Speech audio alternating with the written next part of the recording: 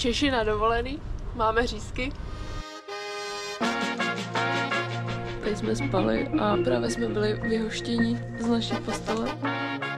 Jsme na letišti v Calvi. Noc jsme strávili na letišti v Basileji, teďka ráno jsme letěli do Calvi a jdeme zkusit sehnat nějaký stop do Calenzány, aby jsme mohli vyjít. Měli jsme 2 lety a 2krát jsme prošli bez zaplacených zavazadel, takže zatím je to bez průserů. Sehnali jsme stopíka. Asi na po 50, ale máme stopíka.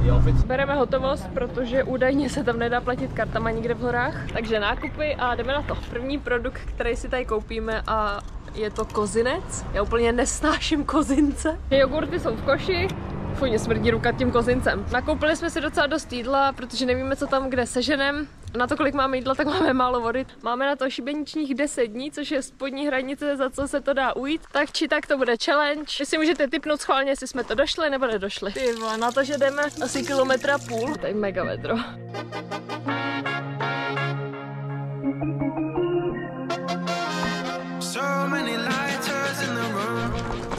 Obrod růžo pokračuje. Den první. Wow.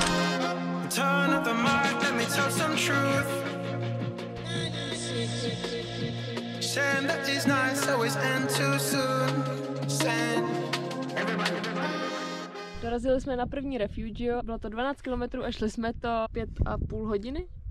Fakt hodně náročný terén a jestli to takhle bude další dny, tak vůbec nevím, jako jestli to budeme schopný dojít. Normálně je tady zakázaný spát venku, tady v kempu chtějí 18 za bivak a 15 € za stan, což nám se nechce. Každopádně dá se tady něco dokoupit, dá se tady natankovat voda, cervéza, Piera, Corza samozřejmě především. Šli jsme třeba dalších 40 minut za to refugio, došli jsme sem a tady si to prostě rozděláme na prasáka. Tohle jsme si tady postavili. Se bojíme, že bude trošku jako foukat a bude tady zima. To jsou 2 pláštěnky smontované k sobě. Drží to na klacíkách a na tkaníčkách. Tady je tkaníčka od boty. Tady nám to drží na klacíku a na kamínkách. Když low cost, tak prostě pořádně. Doufám, že je to vidět. 7 hodin a my jsme akorát vyrazili. Lidi chodí už třeba od 5 hodin od rána z toho kempu, takže jsme nechtěli čekat, až nás někdo napráší a vyhodí. V noci mohlo být třeba tak 5-6 stupňů. Není tady vůbec signál, takže se nemůžeme podívat.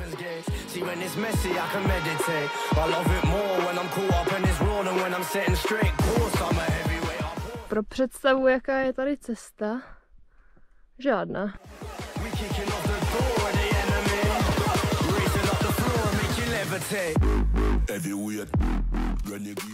Lidí je tady podobně jak na Everestu. V tom kempu spalo třeba tak 200 lidí a když se pak střetnete na cestě, tak se musíte různě vyhýbat a je to na hovno, protože vás to zdržuje.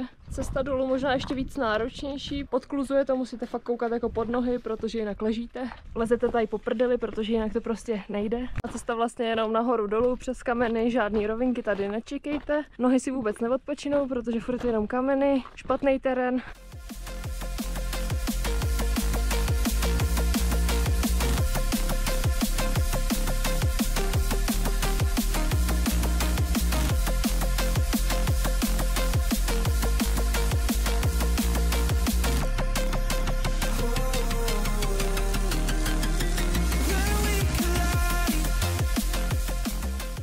Co je super, je, že tady není problém s vodou. Je konec srpna a prostě tady v horách normálně takhle teče voda. Není teda bůh ví jak čistá ta voda, takže my jsme si ještě vzali Greyla Geopress radši a filtrujeme. Jsme na druhém refugiu, doma se tady můžete ubytovat, jsou tady postele, můžete jít do stanu, dají se tady nakoupit nějaký základní potraviny, jsme se tady udělali hodně malinký nákup. Tohle jsme koupili za 22 €. 7 kilometrů jsme dneska šli 5,5 hodiny, takže po dnešku jsem přesvědčená, že tu GR absolutně nedojdeme a budeme rádi, když to dojdeme do půlky. No nic, dáváme low cost v oběd a jdeme dál. Ty kráso, tak tohle je boží. Takováhle nádhera za refugiem. Sice nestíháme, ale tohle prostě byla povinnost. To není. Jako v tom vedru je to úplně krásný. Ty vole, jak se to houpe. No tak i hned pryč. Já nenávidím tady ty mosty, nenávidím. Tak přesně tamhle někam jdeme.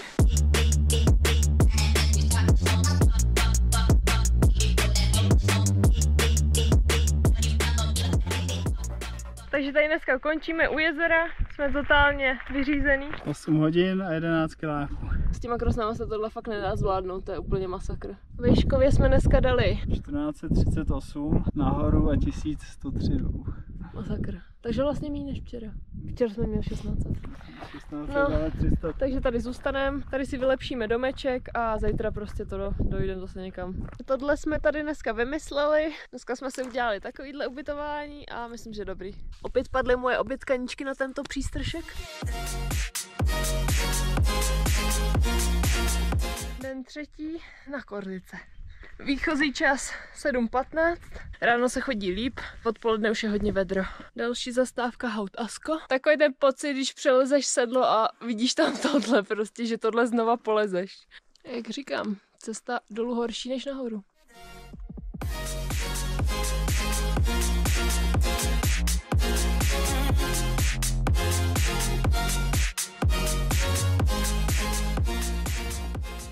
Tady už je takový větší krámek, mají tady jídlo, mají tady drogérku, mají tady všechno. Den třetí na GR20. Masážní gel proti bolesti. Klasika, my vždycky než se vyprdelíme, touhle dobou jsme už měli být někde nahoře na Monte Cinto. A koupačky, prostě úplně luxus. To je dobrý.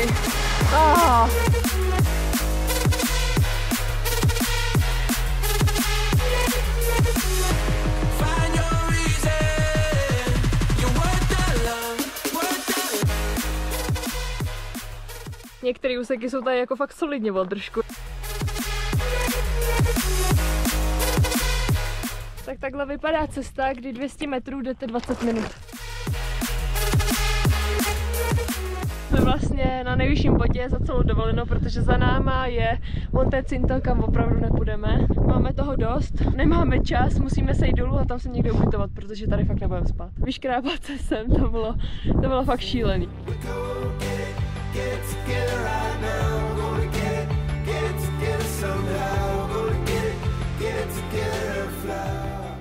Dneska už se tady plácáme 10,5 hodiny čistého času chůze. Nemůžeme najít nic na spaní, takže děj se vůle boží.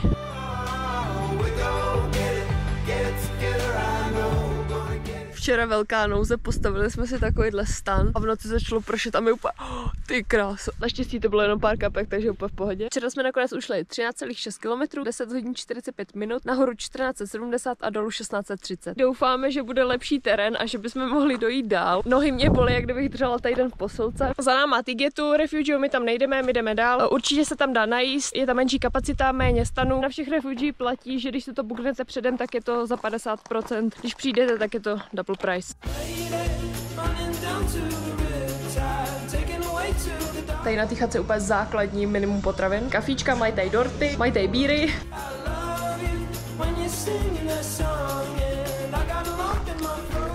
Boží cesta tady. Jsme tady u vodopádu a nedá se sejít dolů.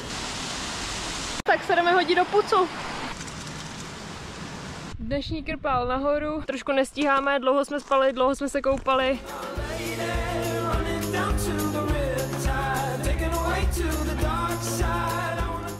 Refugio Moro, nějaký základní potraviny plus restauračka. A jak to vypadá, když si chceme Gelice osolit omletu?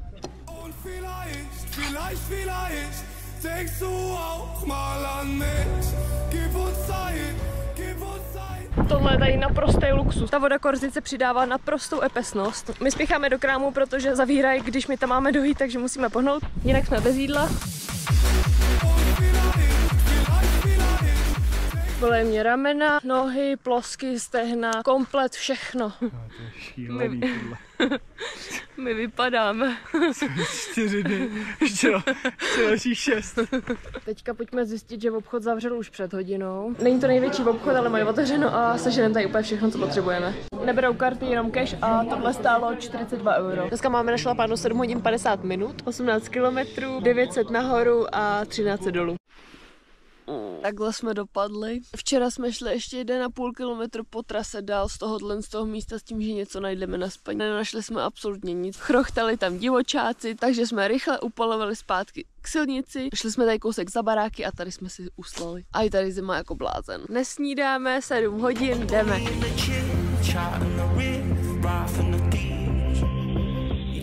Zdá se, že jsme přelezli všechny hrůzy Korsiky. Dneska poklidným stoupáním na Lac d'Egino. Zatím nepřelejzáme žádný skály, jdeme takovou normální cestou, šutratou. Tam jsme přišli.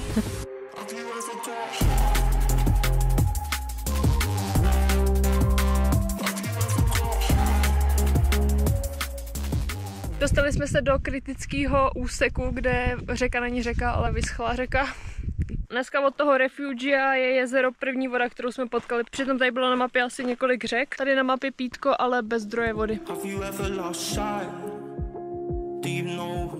Za 20 minut od jezera je tady bouda. Na mapě není úplně dobře značená, ale mají tady zdroj vody, jídlo z lednice, jídlo z restaurace, zásuvky, mají tady všechno. Další kritický úsek před náma.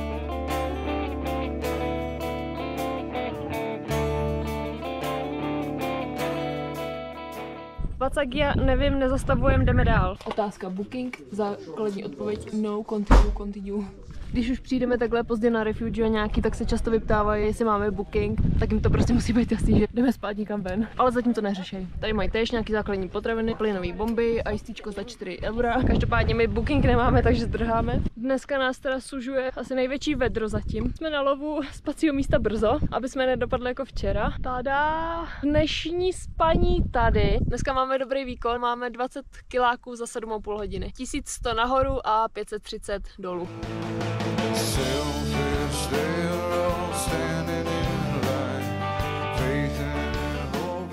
To by bylo, aby to nebylo. Už se tady zase drápeme tou nejlepší cestou. Včera jsme zažili naši první noc hrůzy, kdy se střídal liák s velkým větrem. My jsme skoro nespali, protože jsme furt kontrolovali, jestli nám nespadnul tarp, jestli nám tam nechčije, ale zázračně jsme vyvázli suchý. Tarp to vydržel.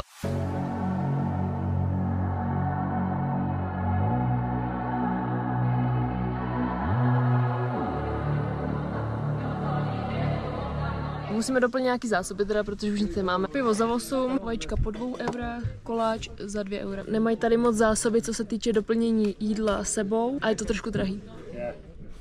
Překvapení, když jsme se dostali po 2 dnech na signál a zjistili jsme, že dneska má chcát ještě víc než včera. Co budeme dělat? Sakra. Trošku se obávám, že dnešní noc náš tarp už nepřežije. Musíme vymyslet, kam se schováme.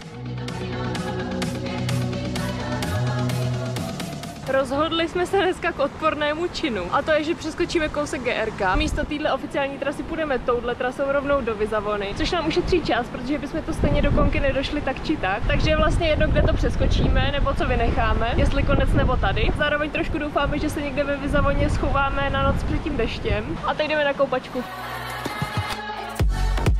Samozřejmě jsme zmokli, asi furt lepší moknout tady, než někde ve 2000 a nemít se kde schovat. Teď kempíme na zápraží nějakého domku a dneska máme 24 km, 10 hodin chůze, 960 nahoru a 2000 dolů. V noci nekápla ani kapka, samozřejmě, když jsme byli pod střechou. Nakonec to byly masáže, tady kdyby někdo potřeboval spaní ve Vizavoně, tak tady to bylo docela v pohodě. Nikdo nás nevyhodil. U nádraží první obchod, druhý obchod u refuge a o něco lepší.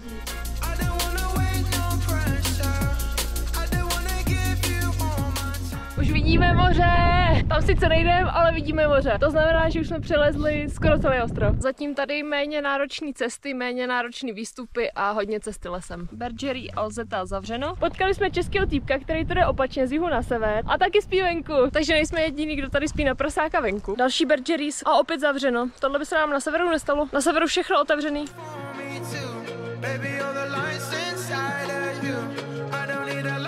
Tady na tom refugiu mají tady pici, mají tady docela dobrý zásoby. Dneska v noci bude na 100% pršet. Na dnešek určitě potřebujeme mít nějakou střechu. Náš plán, najdeme nějakou zavřenou bergerii, nebo dojdeme na tuhle bergerii, kde se ubytujeme legálně, nebo za třetí dojdeme na tohle refugio, což je mega daleko. Tady ta bergerie tragédie, není to úplně taková tragédie, je tady volný domeček, dá se tam jakoby ubytovat na černo. Je to moc brzo a prostě bychom to nestihli dojít. Jdeme na risk a jdeme na další bergerie. Tipný je, že tady na Korsice neexistují vůbec přístřešky, absolutně vůbec. Podle nás je to proto, aby se tady prostě turisti neubytovávali pod, aby platili ty refugia. chvilka napětí. Takže týpek s náma vyjebal, tady je prostě Bergerie, tady se prej spát nedá, ani za prachy, takže buď 2 hoďky na Refugio, nebo prostě jdem spát někam pod most. 7 hodin večer, máme to dalších skoro 5 kiláků na Refugio. Měli jsme zůstat v té chýši. Na severu měla každá Bergerie i několik stanů, že to fungovalo i jako Refugio. Ty vole, nás tak bolej nohy. Jsme úplně zrujnovaný dneska. Po cestě nikde nic, takže Col de Verde. Chatka za 19 na osobu. Zkusíme teda jít do chatky. Doufám, že dneska bude chcát, ty vole, jinak budu fakt nasraná. 30 kiláků, 10 hodin, 1600 nahoru a 1259. Ty krása, vyřízeno. Tak jsme aspoň zkusili, jak funguje Refugio a zůstali jsme hezky v suchu. Plus za teplý sprchy, minus za cenu a za to, že lidi tady krafou od 5 od rána. Dneska jdeme level hardcore, protože fouká jak blázen. Všichni, co jdou dolů, tak nás varujou, že je to nebezpečný. To nám dává ta Korsika, to je extrém za extrémem. Buď je to terén, nebo je to převýšení, nebo jsou to kilometry, nebo je to počasí.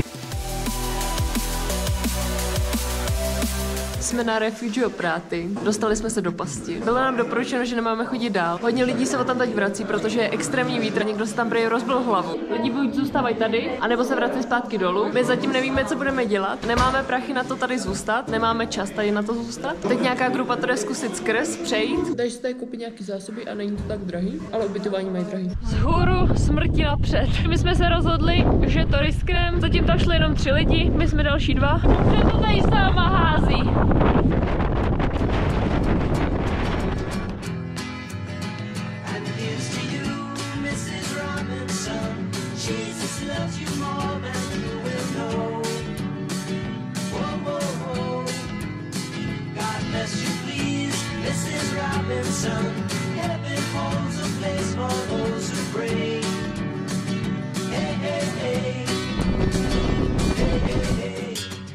Zvládáme úplně na pohůdku. Na tom Refugiu se roztrhla úplná panika zbytečná. Všichni běželi dolů, my jsme to přeběhli s dalšíma 5 lidma a je to úplně v pohodě. Tady bývalý Refugio, nedá se tam dostat, je to zavřený a je tady dobrá lavička.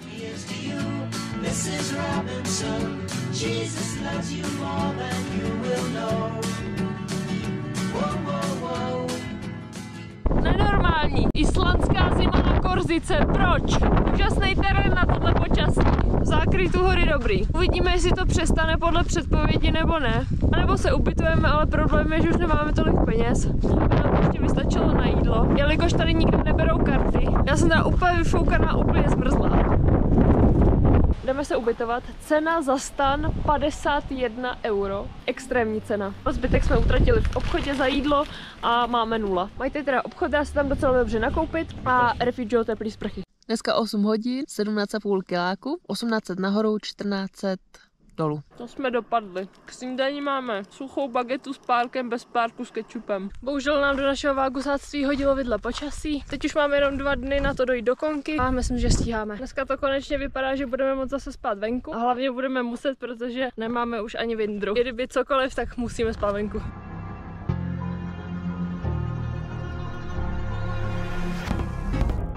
I na jihu stále těžké úseky, ale je to méně častý než na severu a jsou tady častější hezké cesty.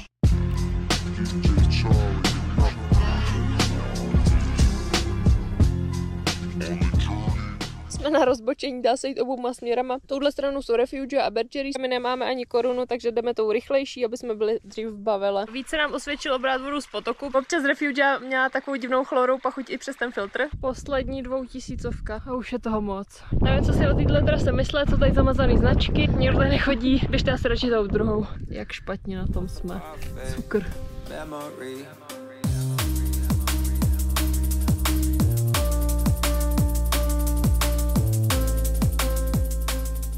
Takže jsme to dobavili nedali. Dneska 21,5 kiláku, 9 hodin, 1250 nahoru a 1660 dolů. Potkali jsme hezčí místa, ale není zbytí, spíme tady. Jsme zdevastovaní jak nikdy, takže tak.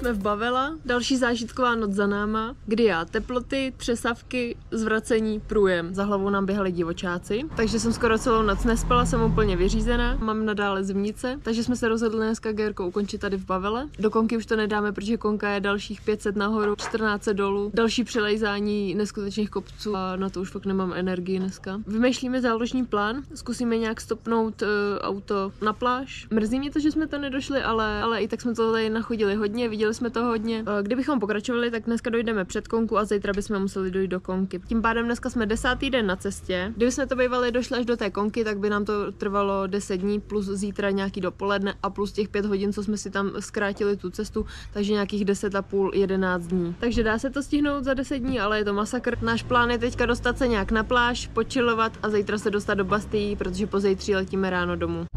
Stop číslo 1. Stop číslo 2.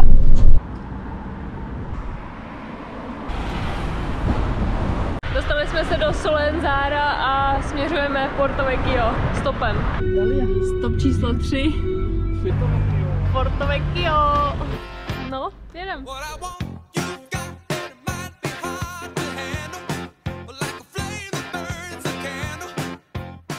Můj žaludek jenom kolu. Nejhorší nápad dneska po tom všem bylo půjčit si kola, protože kopce jsou tady i na pláži. Tady není pláž u moře, tady je pláž v kopcích. Vágusáci dorazili na pláž. Totální vágusáctví. Dneska spaní na pláži.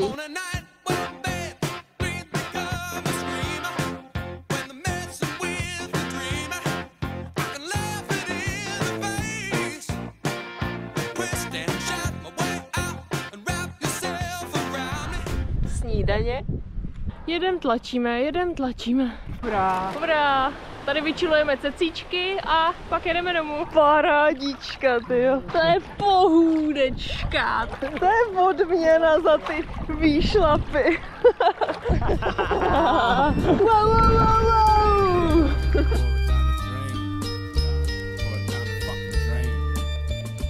Challenge dnešního odpoledne je dostat se do Bastille stopem, protože nic tam nejede. Zítra ráno letíme domů, tak schválně. Tak dlouho. Ani ne 10 minut a máme stopa. My tady s transparentem airport, nikdo nám nechtěl zastavit a najednou jde týpek, co nás vezl z Porta Vecchia, já jsem do Bastille, najednou jde kolem a máma na nás, že nás vezme, tak jsme zachráněni a jedeme na letiště. Zavazadla 1 ze 2 dobrý. Keci na letišti na závěr. Gérko jsme teda nedošli a celkem jsme nachodili 181 km, převýšení nahoru 12 755, dolů 11 900. Celkem jsme šli 81,5 hodiny. Kolik jsme utratili? Na kolik nás to vyšlo? Za jídlo, kafe, pivo jsme zaplatili 330 euro, za refuge a za ubytování 90 euro, za suvenýry 15 euro, celkem 435 euro. Já tomu říkám, že to je takový přechod pro bohatý, protože Korsika je celkově dražší a když chcete bydlet legálně na refugích, tak vás to vyjde na Mailand. Kolikrát ty ceny za jídlo na těch refugích jsou hodně přemrštěný a nikde jinde není možnost koupit jídlo, takže musíte kupovat tam. Nějaký celkový shrnutí té trasy, sever je mega náročný, nahoru dolů lezete po kamenech, po skálách. Když jdete na těžko, je to hodně fyzicky náročný. Myslím si, že jsme si sáhli na dno jak fyzicky, tak psychicky,